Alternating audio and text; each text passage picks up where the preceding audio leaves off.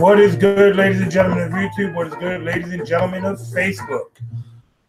This is your boy Big Sin. You hear the seagulls playing. That means you know what time it is. It's time for another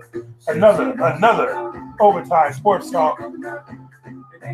And if I look like I'm looking for something, it's because I am. Well, while you look for that, over there on the other side is Big Sin. This is your boy James, aka Hollywood J Black, live in the building once again on a wonderful, beautiful Friday here in Orlando, Florida, YouTube. Now, being this Friday, we already told you that we're going to have some NFL predictions.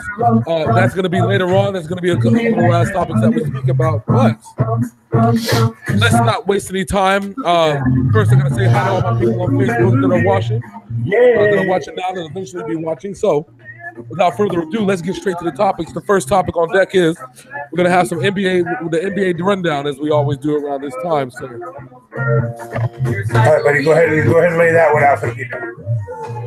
All right. So, give me a second here. Now I'm lost because since I sent the pics, I got lost in this thing. Yep, there we go. Nope, that's not it.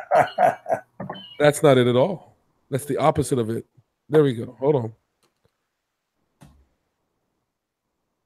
See, I operate a little slower than everybody else, and I apologize in advance. I'm a perfectionist, sort of, kind of, not really, sort of. He is what we would call a non-multitasker. Thank you. There you go. That's the word, a non-multitasking multitasker. I like to do multiple things at once, but at my own pace, if that makes any sense to the people out there. So today we have the NBA. It's usually not a fast pace, but we learn with it as we go. We learn. And I apologize about that. But as we move along in life, in the show, things will get a little bit better. So without further ado, let's talk about some of the NFL. I'm sorry, NBA action. NBA action that went down last night. So we knew about the scores. We knew about all the scores except the last score, which was the Spurs-Lakers game. The Lakers beating the Spurs 93-81. WTF. Well, it came out that LaMarcus Aldridge was the first player to ask Greg Popovich for a trade. Yes, over the offseason. And this is funny because we all there's rumors were sparked because they did attempt to seek a trade that from LaMarcus Aldridge. Apparently, LaMarcus Aldridge approached Greg Popovich about a trade. Pop was absolutely upset about it because he's never have anybody ask for a trade from the Spurs. But the Pop thing, he actually sat down with his player, talked about it, had a discussion. Sometimes these things like this don't happen, but they did. Here's how I think that discussion went. Hey, buddy, are you okay? What the fuck are you talking about? You're fucking trade. Knowing Greg Popovich is probably not far from the truth, but cooler heads did prevail. LaMarcus Aldridge did sign a 3-year extension. You know what he said to LaMarcus Aldridge? What? Okay, I'll trade you to the Kings. Damn. No. Damn. No, worse. We'll trade you to the Phoenix Suns. How about that? He pulled a Bill Belichick trading Jamie Collins to the Browns. You want to trade? No problem. We got a trade for you. A trade just for you, buddy. Bruh. So, real talk. So, LaMarcus Aldridge dropped 20 points. Brandon Ingram, the man that plays, and I've always said this, that Brandon Ingram plays very well against star players. Unfortunately, there were no star players on the Spurs that played last night except for LaMarcus Aldridge and Paul Gasol. But is Paul Gasol a star at this point in his career? Probably not, but it's okay. No, he's just a glorified six man. That's all. Yeah.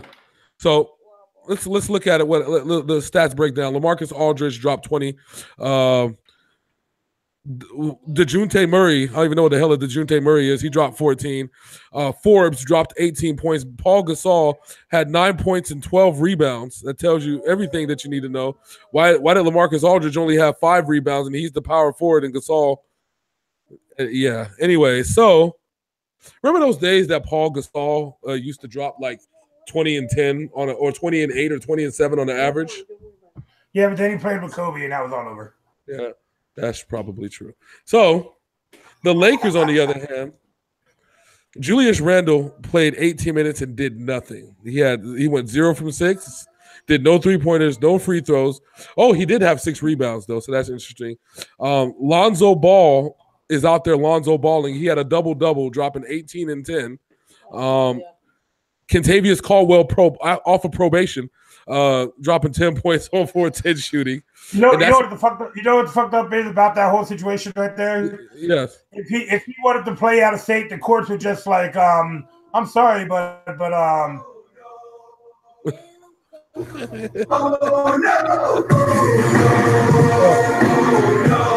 beautiful thing.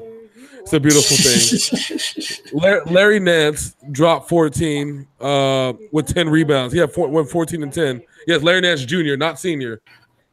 The time machine. This is actually his son. I hope Larry Nance Sr. didn't come back just to play for the Lakers for a night. I mean, if he dropped 14 and 10, that's some steady Larry Nance numbers in 2018. I'm sorry. Kyle Kuzma dropping 10 points and 6 rebounds. I have a legitimate question. What's that? Do you notice the abundance of power forwards that the Lakers have? They have Larry Nance Jr., Kyle Kuzma, and Julius Randle. Yes, they are. They're stockpiling big men like the 76ers did for 6 years. Apparently, but actually they're using them. The difference between the 76ers. That's the failing concept to actually use the players. Nuts. It's working for them. Apparently, they beat the Kawhi Leonard-less Spurs. So, speaking of Kawhi Leonard, what the hell, man? I mean, Kawhi Leonard, he's been back for a while. He's been healthy, and they've been easing him along like a gentle baby that just came out of the womb, holding him ever so close, letting him talk maybe a couple times. He's only played in 8 games this year out of the 16 games that he's been available for. What's the deal with Kawhi Leonard? They are trying to lessen his contract value since next year is a contract year. So what have you done for me in the last 2 years? Not a goddamn thing. You only get the league minimum. Have a nice day. I don't know. I mean, he didn't. Not only did he not play, he wasn't even mentioned as available on the roster. So, maybe he's still hurt. He may be, but then why rush him back? Because they're not. Why? Well, at any rate, they're gonna need. I mean, they don't need him right now. I guess that's the thing because LaMarcus Aldridge is playing balls to the wall this season. He's averaging 22 and 8 as an average. However, he's actually averaging his Portland numbers. Yeah, which is interesting because last year he did the exact opposite of.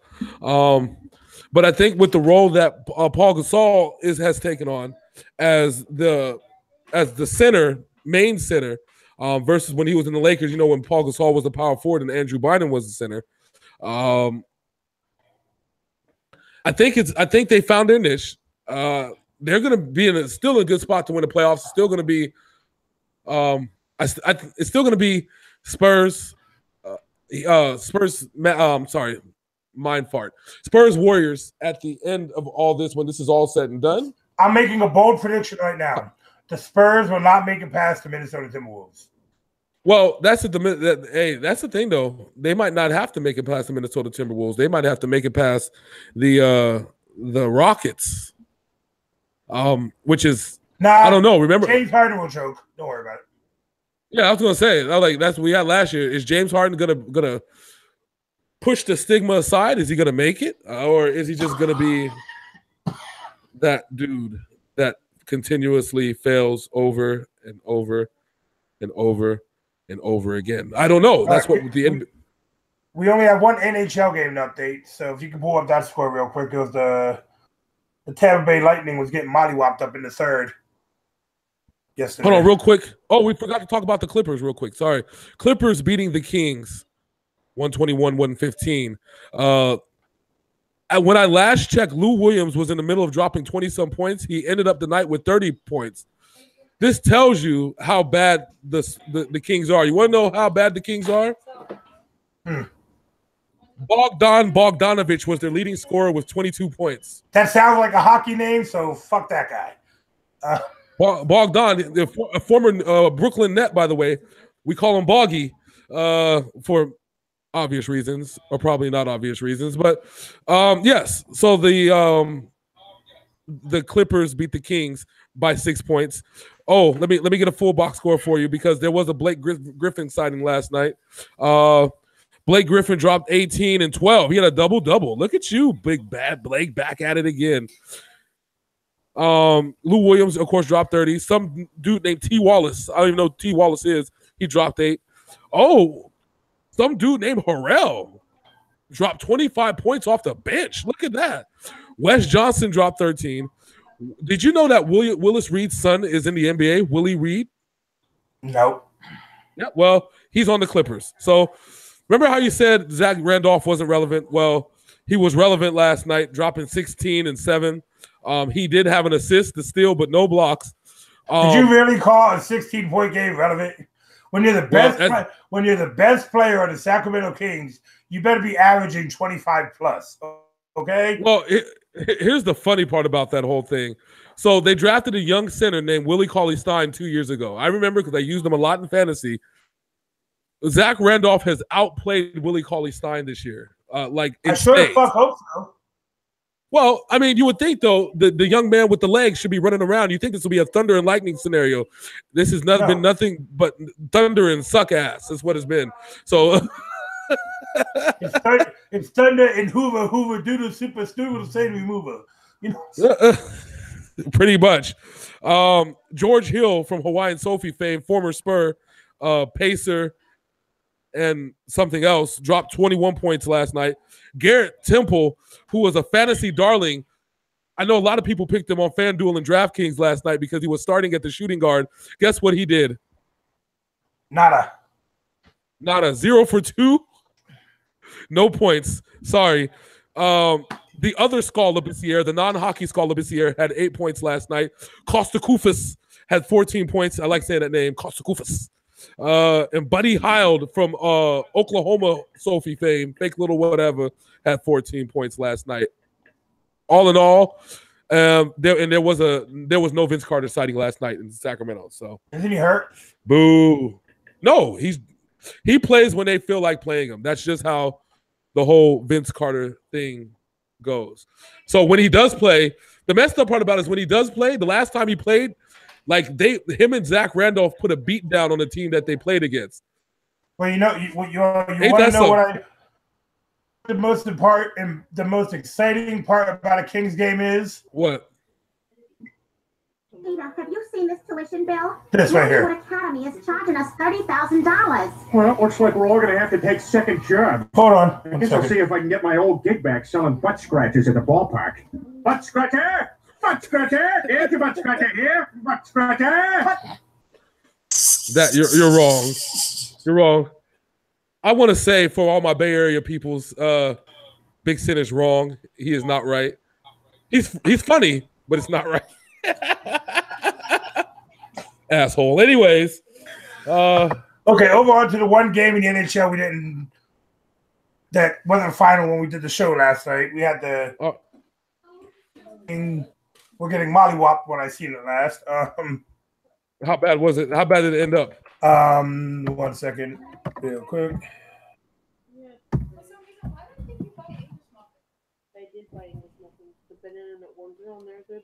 English muffins, huh? English muffins are yummy. Yes, English muffins is the topic of the day. Not really, but yes. So NHL rundown. Okay. Yes. Yes. Not only can we hear you, America hears you too. Yes, they hear you.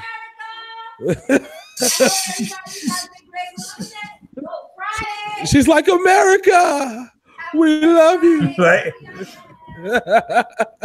All right. The only game that wasn't over last night when we did the NHL rundown was the Flames and the Lightning. It was 3-1 when we first saw it. Now the final was 5-1. The Flames Calgary set that Flames ass. The Flames set that ass on fire. Oh my Lord! Let's do the recap. Hold on. Let's take a look at how bad this was. So Johnny Gaudreau had a goal and an assist. Your boy Johnny Gaudreau just doing their thing.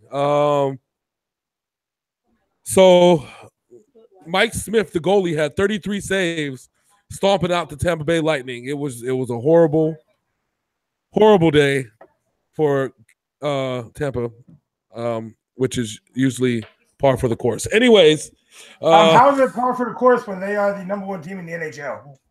I meant Tampa as a city. Oh, okay. Because no, I'm just playing. I love Tampa. Tampa's a beautiful city.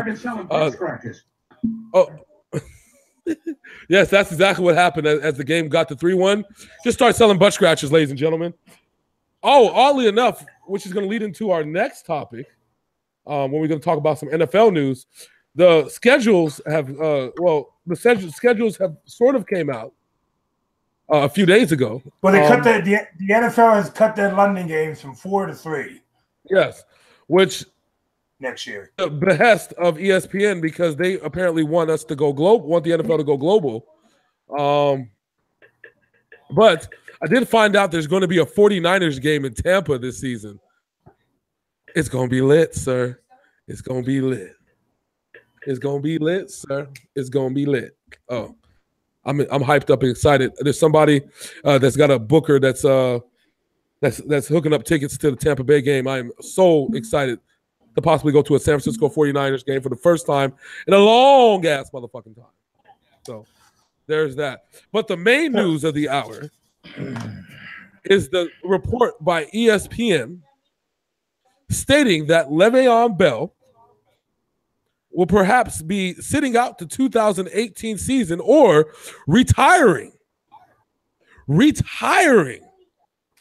if he is hit with the franchise tag again. Sir, your thoughts and comments. Comments on this are Pittsburgh must be breeding bitch-ass motherfuckers over there, because every time they either get beat up or they don't get the money they want, they threaten or they contemplate retirement. Ben Roethlisberger has contemplated retirement about 30 times in the last 3 years. And Le'Veon Bell, the pothead, huge contract extension, but what have you really accomplished? You have not won any regular season awards. You have not played a healthy season your whole career. Just because you're the best player when you actually do play doesn't mean you deserve the best money for the guys who actually play every week. All right, so here's the question that I have, sir. Before I give, I'm gonna have a question, and then I'm gonna go into my opinion after I hit you with this question. So, Le'Veon Bell, if they made Le'Veon Bell a free agent, let's say we're not gonna sign Le'Veon Bell this year. How much of a contract do you think that Le'Veon Bell can get based off of his talents alone?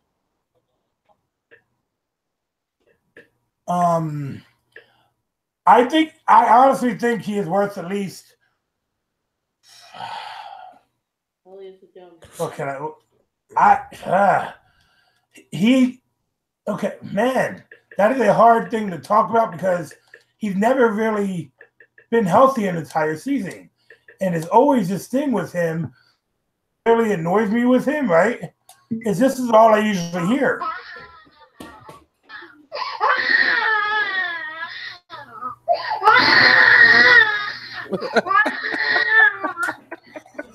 That's what I hear when I hear Le'Veon Bell right now.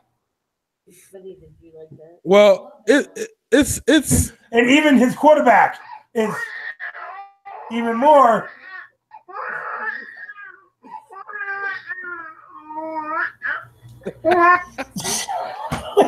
All right. So here's the question that I have. So you know the franchise tag is basically a middle point between the highest paid running back and the second highest paid running back.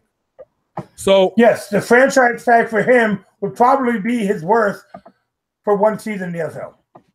So if he does the franchise tag because of the contract that David Johnson signed this year before he got injured, that the tag will increase for him to $14.5 million for this season.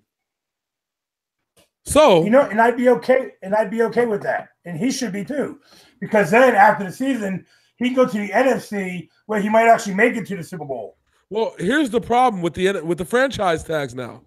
They could just simply franchise tag him again and again and again, but the number goes up every time. So then they have to pay him. So then next time they have to pay him 120% of value, and then they have to pay him 140% of value, and then they have to pay him 160% of value.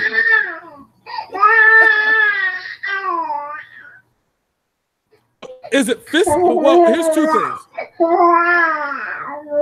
So it's two things. So is it fiscally responsible for the Pittsburgh Steelers giving other needs that they have, because their defense has gotten older? They've gotten young in a couple places, but let's be honest, their defense is still old. Okay. They're limited in what they can do. I mean, it's not like they have a Santonio Holmes out there catching passes along with Antonio Brown.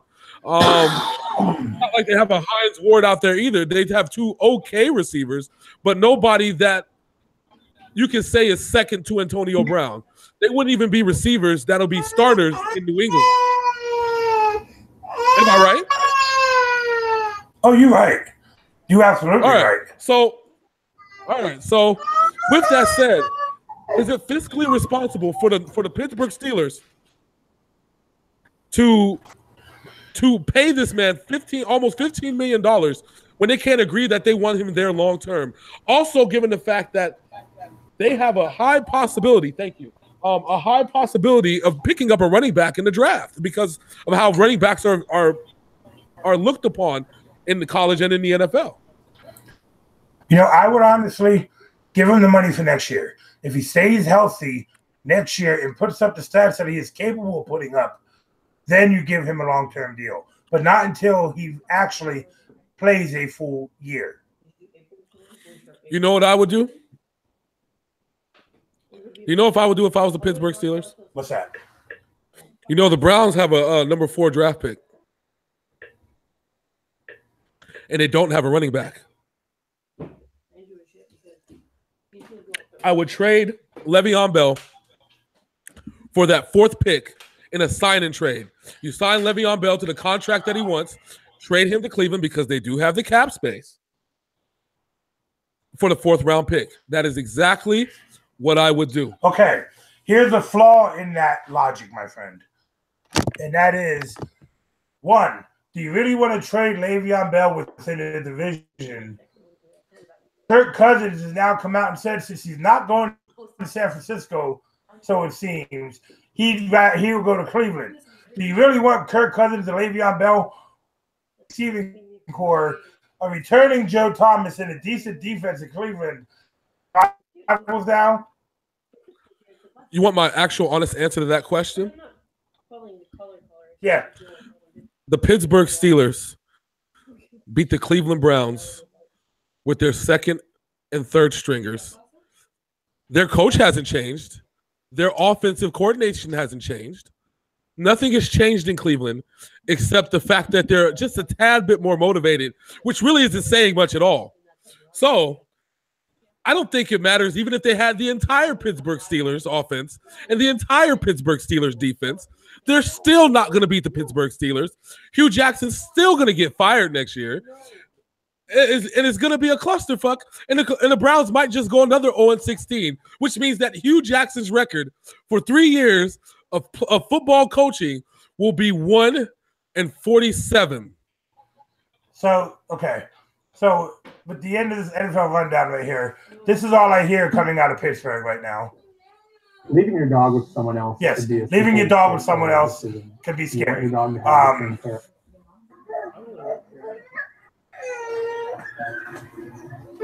This is Pittsburgh in a nutshell.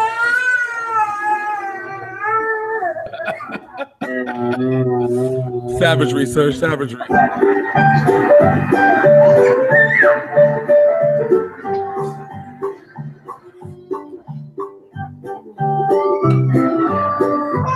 But yes, children, they're going to be crying after they lose to Jacksonville.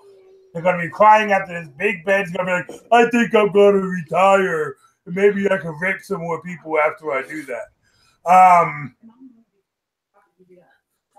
Here you go. You ready for this one? I have an idea. Fuck it. You want to guarantee Tom Brady his 3rd Super Bowl ring? Send Le'Veon Bell over to the New England Patriots. Whoa. No, the three-peat. Oh, no, that's what I'm going to talk about today. Thank you. Thank you for reminding me of that. Remember how I said that I need to tell you today what Tom Brady has been chasing? Yes. Prediction. But anyways, I say Calvin Johnson, they find a way for him to come out of retirement and go to New England. Trade Le'Veon Bell. All they got to do is ask him. Trade Le'Veon Bell to New England too. That guarantees Tom Brady his ring next year. And everybody has a ring and everybody's happy. Except everybody else in the NFL. Anyway, let's go on to what I'm really excited to talk about, the NFL playoff predictions. And now we are going to get started with the Atlanta versus Philadelphia game. Hi, Anastasia. With everything going on, this is what we are here to talk about this early in the morning, and why we started this episode early, because this is going to run for a little bit. Yeah. Anyhow, first game on the docket we have is Atlanta at Philadelphia. Now, I am going to show you right now my prediction for this game. The screen on YouTube will look like it froze up for a second, just because I don't know why they're still working on this feature. But here's what my prediction is. Without further ado, freeze time. Over here, Facebook, I hope you guys are doing well. You can't see what I'm getting ready to do on YouTube unless you're actually on the channel. Come on. Shit. So I'm not frozen on YouTube. Frozen in time and space. But my prediction for this game, I believe, I can't even remember what it is right now, so I got to wait for the picture. How are you guys doing? You guys doing good? Yeah. James, how you doing, man? I'm alive, sir. I'm alive. There we go. It's finally showing up. Okay, so now, over my prediction for this game, I have the Atlanta Falcons defeating the Philadelphia Eagles 21-17, because I don't trust Nick Foles, and Matt Ryan looked like he found his groove last week. All right. So my prediction. I'm gonna mute my microphone so it might work easier for you. Okay. All right, no problem. So my prediction, as eventually uploads and pops up, I'm frozen on YouTube, looking weird. My prediction is 27-24 Philadelphia in a shocker, especially given the fact that Philadelphia, for the first time ever, is an underdog with home field advantage. What do you think about that, Big Sin? Now you can just go ahead and close that custom overlay on your end. What I think about that is we actually have differing predictions for the very first game this weekend. We're usually on the same page on this one. You must trust Nick Foles. We've given Nick Foles now 5 weeks to get his feet wet, and basically almost 2 weeks off, and 1 week to prepare for the Atlanta Falcons. Still, with that prep, see, this is the thing. The Falcons don't really know how to prep for Nick Foles.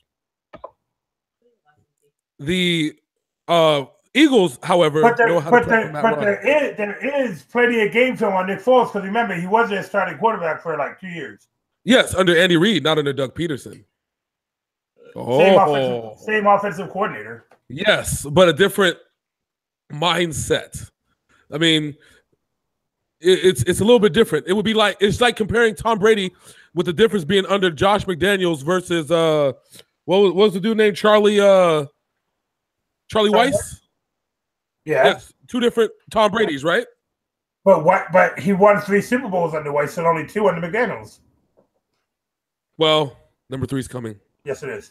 All right, speaking of New England, let's go on to this next game. The Tennessee Titans at the New England Patriots. So I'm going to go ahead and show up my overlay on this one. 1 second, let me pull this up. So I'm frozen on YouTube, Facebook. I'm still sitting here talking.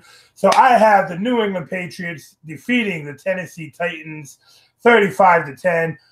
Now, if I could learn how to make these overlays smaller, it would probably look a lot better, but I'm still a learning curve. I have the Patriots 35, Titans 10. What do you got, Mr. Black, in this game? You want to know what I got, sir? You're being a little bit nice. I think that's a trait that we're going to have to get rid of, especially since we're dealing with your New England Patriots. That I have Patriots 38, Titans 10. Well, we both agree that the Tennessee Titans are only going to score 10 points in this game. I just think Steven Gostkowski's going to get a field goal out of it. He's got to get a field goal. You know Bill Belichick loves special teams. Let the man get a field goal. So, in other words, we both think the Patriots are just going to mollywop the Tennessee Titans. That is correct, sir. Next on deck, we have the Pittsburgh Steelers. We have the Jacksonville Jaguars at the Pittsburgh Steelers. This game, my prediction for this game is run jump.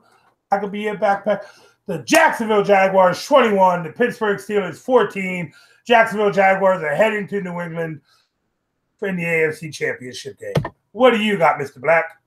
All right. This is what I have ready for you. Hold on. My thing disappeared. Oh, my daughter's kissing me on my arm. Hi, Talia. Love you. All right. This is my prediction. 23-13, Jacksonville over the Pittsburgh Steelers. Understand that the Jacksonville Jaguars have history on their side. They have nothing's changed about Jacksonville, and nothing's changed about the Steelers.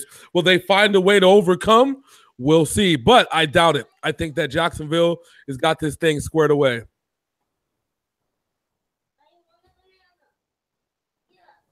So now, I told Mr. Black on Facebook, I have a shocking surprise for him. So what I want him to do first, I want him to do his score for the next game first before I surprise everybody. If you watched the Ovatyme Sports Show last night. All right. The next game we got on deck is New Orleans at Minnesota. Let's see what you got for the Peoples. You argued very hard. You argued very hard for Minnesota last night. I argued very hard for Minnesota, but as we talked about earlier, sometimes reality has to hit you. Sometimes you got to understand when things are just coming into place. So my prediction is New Orleans 27-21, and I think that Minnesota is going to be up 21-0, and Drew Brees is going to perform a comeback since we're in a week of comebacks, ladies and gentlemen. And he's going to come back and win the game. What do you have, sir? All right, Mr. Black. Now, we had a very extensive conversation on why I don't trust Case Keenum, correct? That is correct. So let me just go ahead and put this out there right now. I said last night that I am not afraid of Case Keenum. The Saints should not be afraid of Case Keenum.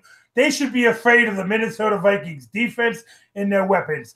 I have the Minnesota Vikings defeating the Saints 24-17 in this divisional round. I know it comes as a big shock to Mr. Black because of the way I was acting last night, but you know what? Reality did hit me, and the reality is the Vikings defense at home is going to be too much on Drew Brees and the New Orleans Saints.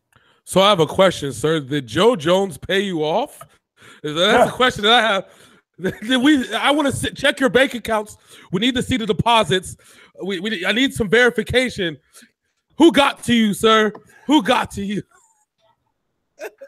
And the funny part is, I came up with these scores right after the video last night.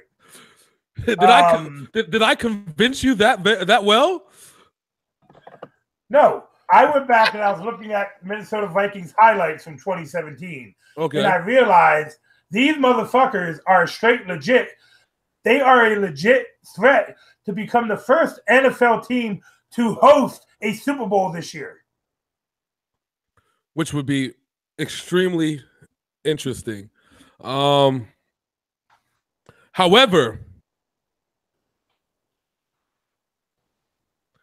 That's not going to happen. So I really just leave you speechless for a couple of seconds?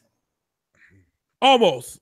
But it's not going to happen. And I'll tell you why. The NFL will not allow it to happen. The NFL now wants Tom Brady versus Drew Brees. I'm telling you, this is what they want. And when you see some penalties going New Orleans' way, because they feel that that's the only team that's going to be able to dethrone the Patriots. Roger Goodell is setting them up. You know this. I know this. America knows this. Probably not. But New Orleans and New England looks like it's going to be a Super Bowl. So now, anything else? Oh, before we do that, yes, anything else? I do have something that I did want to talk about today. As we talked about the prediction.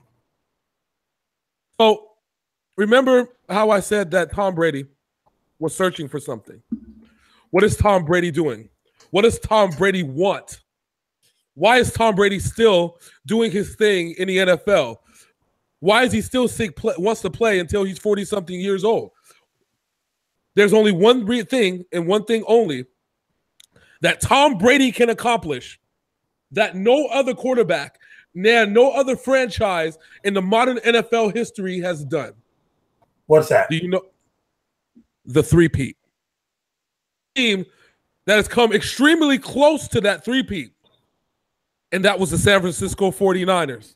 That was Joe Montana. That year that the 49ers had that lead, and they almost and then Pepper Johnson hit Joe Montana with that blind side, changed the entire landscape of the NFL permanently when that happened. There was the only team that came that close, because that time that Pittsburgh almost did it, they didn't even make it that far in the playoffs that year in the 70s. And either did New England in the 2000s. And neither did New England in the 2000s. So that tells you something, right? Tom Brady goes out with a three-peat. He wins this year's championship against Drew Brees. Next year's championship, who's a legendary quarterback that's still in the NFC right now? I got to think. No, I told you what I want next year's Super Bowl to be. I want it to be TB12 versus JG10, and I'm still looking for it. Wouldn't that be the hell of a scenario? The master versus the student in the Super Bowl.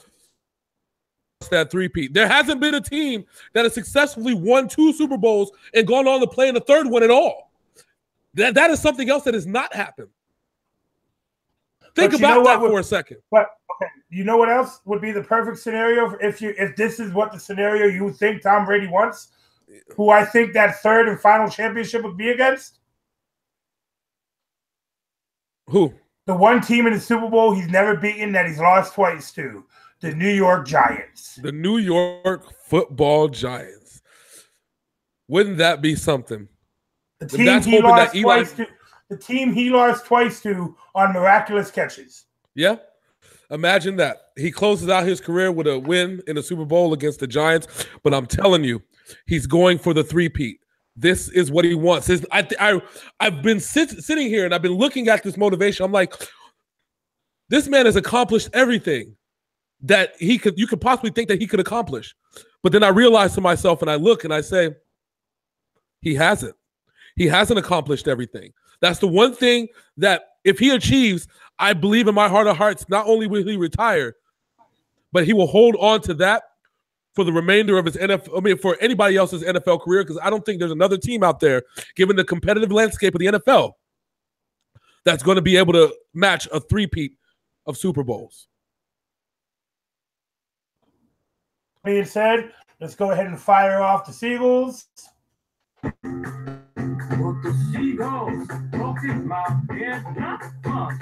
do you got to say, Mr. Black? I know you got some for us. All right, it's the early morning, and I know that you guys are just waking up, grabbing your cup of coffee, and I feel blessed and highly favored that you chose us to have your cup of coffee when we're watching the morning sports banter and such. So I want to thank you from the bottom of my heart. Get all the love. Now, we're going to consistently see what we do on a day-to-day and a week-to-week basis. I want you to go ahead and hit that subscribe button on YouTube first. So go ahead and hit the subscribe button, point it to the left, point it down, subscribe. And when you subscribe, you're going to see the best that Simple Black Entertainment has to offer. You're going to see videos. You're going to see this show, the Ovatyme Sports Show, video games, the whole everything that we can possibly can to deliver high-quality entertainment to you. Now it's for you, Facebook. You know I love our Facebook people. You consistently watch. You consistently show us love daily basis. I love it, and I appreciate it. What I would like for you to do, my Facebook people, you see I tagged Black Entertainment on the page. I believe I did. If I didn't, I'm going to do it in the comments. Go ahead and hit that like button. Hit the mark for Black Entertainment. Hit the thumbs up. When you hit the thumbs up, you're going to see Simple Black Entertainment in all of its glory, baby. And then when you see that, you're going to see the same thing you're going to see on YouTube. You're going to see the sports shows. You're going to see YouTube videos, all that, the whole nine. Come on, man. Quit that, baby. And when you do that, we really appreciate it. We're trying to build a brand here. We're trying to build some love here. And the only way that we can build the brand and build the love from the people is with the people. And we're doing this for the people. Now, Mr. Sim, tell the people how we can how they can make sure that they see all our content as soon as it's live. Like that, son. Like that. Like that? Like that. All right. So like that. If you're watching this video after it's posted on YouTube, you'll see our two little demons down on the right-hand side. There's a big red button there. Go ahead and click that. That'll subscribe you to our channel. We will love you for it. Leave likes, comments. Also, hit that bell notification and join the squad of people who know when we are online, when, where, why, how, no matter what the fuck we upload, you will see it. Also, with that being said, tonight, me and Mr. Black will be going off the motherfucking rails. Off the rails. And the first 4 topics I'm letting you know right now, nobody is safe from Hollywood J Black and Big Sin. Tonight, Logan Paul's going to get it. Tonight, Donald Trump is going to get it. Tonight, a couple more people are going to get it. I got a couple things for a couple people. I promise you, you're going to get it. You're going to get the business tonight. And we're going to unleash the Kraken, baby. And just like our videos, I'll be releasing the larceny on motherfuckers. So we're going to release the Kraken and steal from all you motherfuckers out there. but on a more serious note, like I said last night, we love you guys. We thank you for the support. We are here because we love it. We enjoy talking to each other. That's what makes this fun for myself and Mr. Black. Yes, sir. This has given us a chance to actually talk to each other almost daily about shit that we actually are in the same wavelengths about. Now, I hope you guys enjoyed the new overlays that I put together today on YouTube. Like I said, I'm working on that shit, make it more aesthetically pleasing, but it's getting there. Yeah, we're working on it. We're doing our thing. Perhaps what we should possibly start doing too, once we get more of a hold of this, and when we do the basketball highlights, we'll probably see if we can grab some stills from the games, those on there up on our overlays as well. Just switch them out as we continually talk about it. Get like 2 or 3 shots of overlays of people that had good games inside the game. We'll get that figured out. That's in due time, my friends. Don't you worry about that. That's the technical side of Simple Black Entertainment. Being Big Sin, we'll work on that. No worries. And like Big Sin alluded to, me and him having this conversation is what we do. This is not like we're exaggerating for the internet. Because I'm going to tell you right now, if you know me in real life and you know me outside of work, this is exactly how I am. I'm hyped. I will talk shit. I will talk trash. And even my boy Patrick, who was watching, he knows this is how I am in my conversation. But with my boy, my brother, this is how we are. We like this in real life when we're around each other. This is how we do. There's no faking the funk. We don't sugarcoat shit. We don't double hype this. I don't drink energy drinks. I'm not hyped up off a Monster or anything like that. This is who I am, and this is who he is, and this is how we have fun. This is my morning drink. So this is my normal energy level when I wake up in the morning. He's like, woo! Me and this man lived together for a while. He knows my energy level when I get up in the morning. Yes, sir. Yes, sir. This is exactly how we are. Ready to go. He is the morning person. I am the midday person. I'm not exactly a night person, but I'm not exactly a morning person. I am a midday person, which is why I guess this East Coast, West Coast thing works out just well, because when I finally get to your level, you're already there because you just woke up like that. So it works. And also, if you guys notice when we're doing these videos, you see a different way that we do things. He has always been the analytical person in our friendship. I've always been the high energy fucking guy who's in your face about shit. That is why when we do these sports shows, it works and it's so entertaining because we get the facts and the stats out. Yes, I'm knowledgeable about the stats, but I don't give a fuck about stats, to be honest with you. And that's where I come in, because I think tell a lot of a story that sometimes people don't see. Like, yes, Westbrook drops a triple-double, but if he went 10 for 35, you won't notice that. You see what I'm saying? And if he shot 20 free throws, I mean, that's what we see. That's the analytical part. I mean, so that's what we try. That's what we try to deliver. He delivers the realness from a realness side. I deliver the realness from an analytical side, and when our personalities match, this is what we do. So, again, always much appreciated. Always much love to my brother right there, and for everybody that watches on Facebook and YouTube. I love y'all from the bottom of my heart. Thank y'all. And with all that being said, we will see you tonight on Off the Rails. There'll be WWE 2K18 gameplays coming this weekend from me, pre-recorded for the first time, but it's something I'm working on. Oh yes, and then oh yeah, forgot about that. So we got a little something too. Tonight, I think this weekend, tomorrow, in fact, I'm gonna start my first game of the Backlog Gamer Challenge, and it will be streamed directly to the page, my friend. So with all that being said, you all have a beautiful, lovely morning, no matter where you are, no matter who you are, no matter where you're going to work. Make this day as good as you can. And remember, Sinful Black Entertainment always has your back. We will be here when you need us. For a laugh, for sports, for gaming, for just shit, drunk talk, and even for some motherfucking seagulls, because they pop up all the fucking time. So I am your boy Big Sin. That is Hollywood J Black. Yes, sir. And we are out this bitch. We'll see you guys tonight. Peace. Peace.